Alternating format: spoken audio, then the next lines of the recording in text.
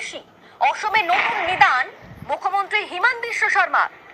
বাংলা বললেই বাংলাদেশি মন্তব্য হিমন্ত বিশ্ব শর্মার। অসমের মুখ্যমন্ত্রী হিমন্ত বিশ্ব শর্মার মন্তব্যে রীতিমতো বিতর্কের ঝড়।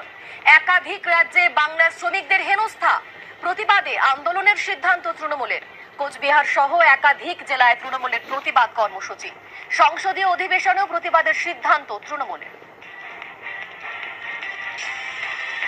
তুমি যদি ঘৰত অসমীয়াত কথাই নোকোৱা, তুমি মিছা কথা কিয় পঞ্জীয়নত দিবা? তুমি ঘৰততো অসমীয়া ভাষা সঁচাকৈয়ে নোকোৱা, কি ভাষা কয়তো আমি টিভিত শুনি আছো। গতিকে যদি ঘৰত তুমি বঙালী ভাষাত কথা পাতা, তুমি পঞ্জীয়নত অসমীয়া ভাষাত কথা পাতা বুলি মিছা তথ্য কিয় দিবা?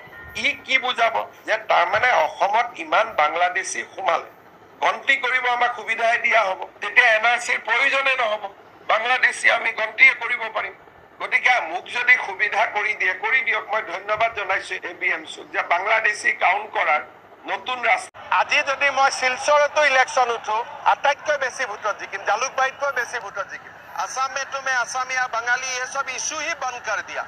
सुस्मिता उठाता है इसलिए ये होता है, नहीं तो कोई बंगाली हिंदू असमिया ये सब आजकल नाम ही नहीं लेते हैं, सब हिंदू है।